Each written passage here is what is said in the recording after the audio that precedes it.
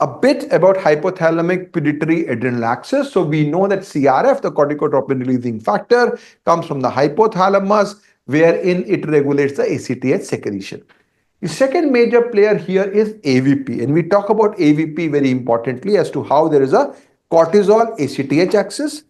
There is also a cortisol AVP axis. So high cortisol, low AVP, high AVP, high cortisol. This is how the feedback works.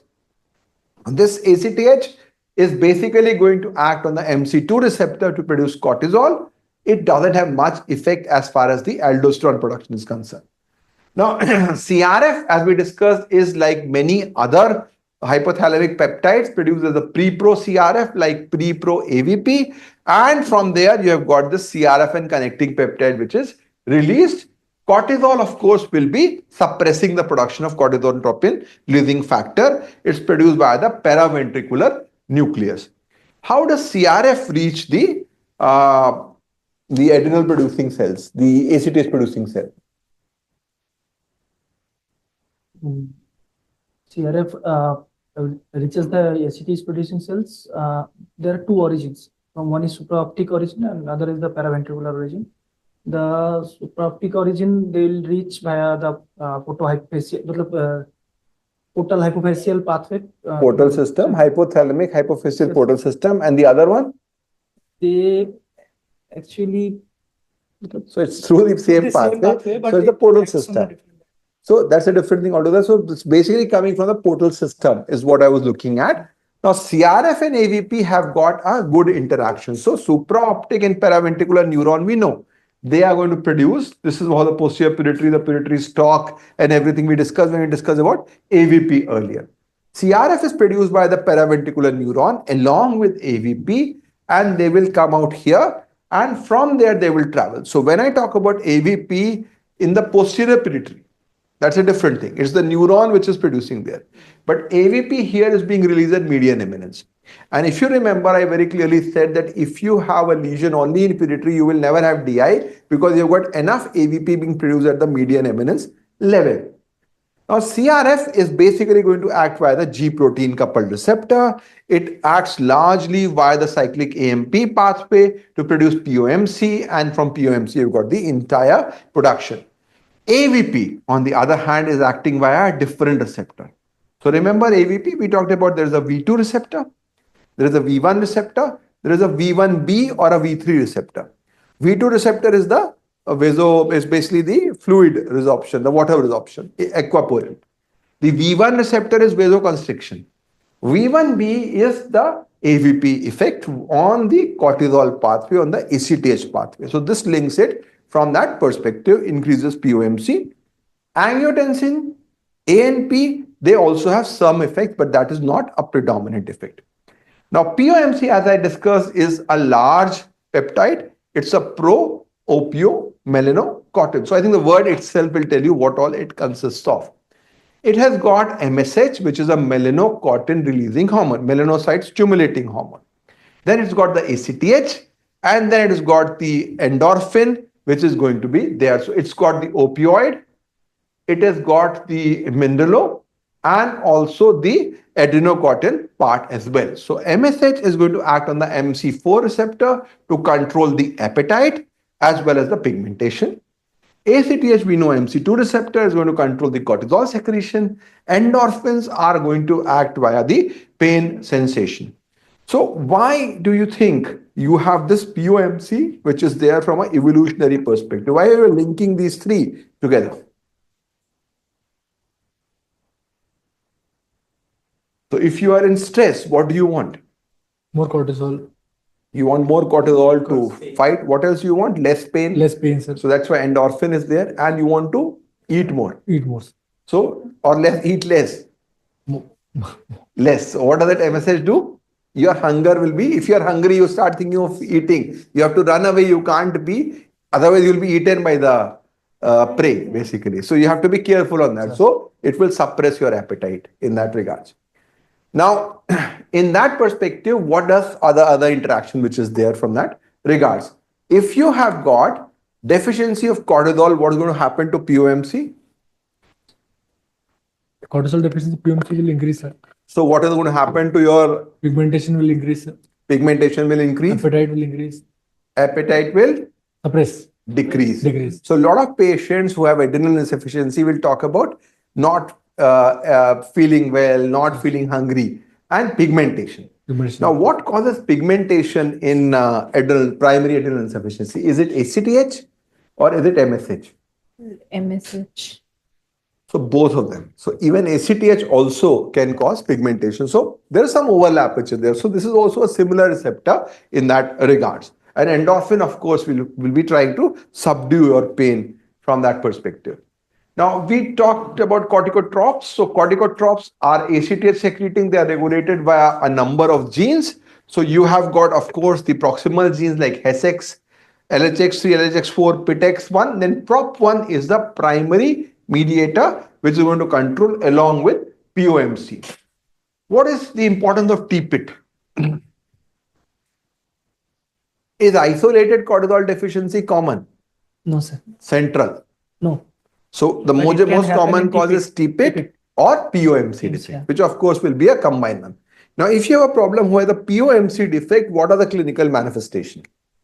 UMC defect will have adrenal insufficiency like picture along with So obesity. central adrenal insufficiency with With obesity will be there, and and depigmented hairs could be present in and them, and increased pain sensation theoretically. This is something which people have mentioned also as a cause from that regard. So TPIT is isolated and POMC has got multiple defects.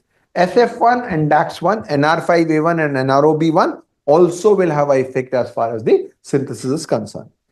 Now, when we talk about ACTH regulator, the primary regulator is CRF via the CRF receptor, and AVP, I've already said, is also a major regulator of ACTH via the V1B receptor. Cortisol is going to inhibit your CRF, it's going to inhibit your AVP, it's going to inhibit your ACTH. So everything it is going to suppress at all levels. Any form of stress or infection, you will have production of cytokines, and these cytokines are going to then stimulate your production of cortisol. So this is something we all know, that these things are going to increase the cortisol from that perspective, and this becomes important. So we have a 4-year-old boy with 21 hydroxylase deficiency on 18 milligram per meter square per day of hydrocortisone on a fludrocortisone dose of 0.05.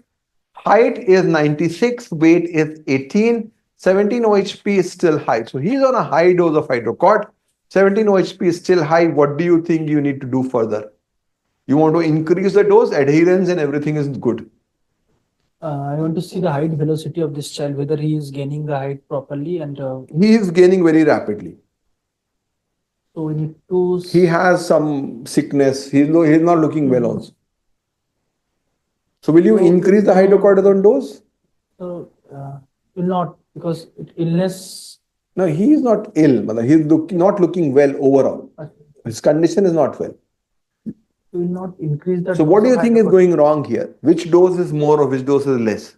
Fludrocortisone dose which could So increase what do you want to do?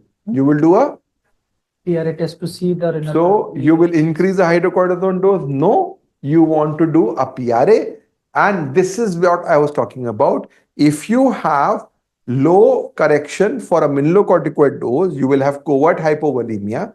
The AVP will go up, ACTH will go up, 17 OHP will go up. So it's not always about hydrocort dose. You are already on a supraphysiological dose. You should think of a fludrocortisone adjustment, and therein a PRA effect becomes important from that regards. Now, ACTH again is going to act via the G protein coupled receptor, and ACTH acts predominantly via the cyclic AMP pathway, and its major target, of course, is the star protein, which we have discussed already, causing cholesterol transfer and steroid synthesis. Very important, the ACTH action is happening via the MC2 receptor, and these receptors are already in the cytoplasm. They have to be pushed up. So there has to be a protein, which is the mineralocorticoid receptor adaptive protein, which is going to take it up to the cell wall. And the problem therefore could be either at the level of this MC2 receptor or at the level of MRAP. And this is what we classically call as a familial Glucocorticoid deficiency. This is ACTH resistance. So what are the clinical features of ACTH resistance, Dr. Sandeep? ACTH resistance, there will be hyperpigmentation will be there. So, of course, yeah, what else? What will happen to their potassium? Potassium, potassium will be normal, sir, but hyponatremia will be there. And you will have mildish hyponatremia. Major presentation is Cortisol deficiency. with how do they present? Most of them won't come to you with pigmentation. They will come with something else. Remember that girl, young girl? So, tall stature, Hypoglycemia. hypoglycemia. So hypoglycemia is the predominant manifestation of cortisol deficiency in this setting. Sodium may be 125, which may not be picked up. And pigmentation, then you will say, okay, they are the most pigmented individuals if you compare them to other causes. So why do you think they are more pigmented compared to, let's say, adrenocortical insufficiency? Because ACTH resistance is there, sir. So, ACTH No, will be- ACTH should be high there also. Yes, sir. Why? Because they are presenting to you with late. Sir. Salt wasting person will die by the time. If suppose you wait for 3 months, they will die. These children will come at 6 months, 5 months. If you remember that girl Nabia, who has a classical picture of FGD, they will basically be presenting late and they will be very pigmented. That is how they will be able to identify from that perspective. Now, ACTH, as I said, does multiple things. It increases the LDL activity. It increases HMG-CoA activity, increases star effect, producing more steroids. It also increases the adrenal size. Which condition high ACTH is going to cause large adrenals? Can you think of some condition in which high ACTH is there antenatally causing large adrenals? So which is the most common adrenal condition that you're dealing with? CH. So that is congenital adrenal hyperplasia. This is all because of the ACTH effect. Which are the largest adrenals? In which condition you got the largest adrenals within CAH category? The lipoid hyperplasia, which is the star or side chain cleavage, where a lot of cholesterol is also getting deposited. So, of course, ACTH is going to increase the size. If you have low ACTH, that's what I said, you will have atrophic adrenals, which will happen. There is a tonic effect. It also increases the blood flow and increases enzyme activity. So ACTH is doing everything to increase your cortisol level, whatever form. Now cortisol, as I said, is basically a all. So it has a OH group and its cousin is cortisone. The difference here, of course, is this is a ketone compared to that. So there is a enzyme conversion which happens between cortisol and cortisol. Now, cortisol has got a distinct diurnal rhythm, which we all have discussed earlier, that you have got the highest level of cortisol in the morning. And then the levels come down with the lowest level at midnight. Why do you think this mechanism is being done?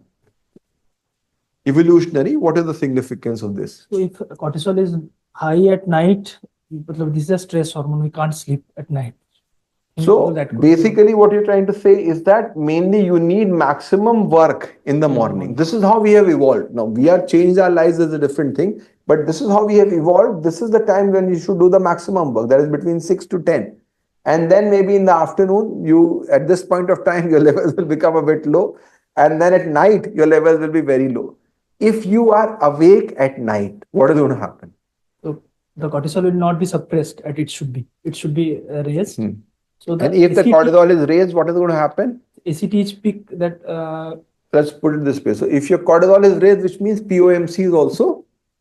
Appetite will be more. Everything will be more. Everything will become. Hungry. So that's why this cortisol, you keep on eating and that is going to cause more problems from that regards. Now this release is regulated via CRF, but also via the light-dark cycle. Now people talk about sleep-wake cycle and a light-dark cycle.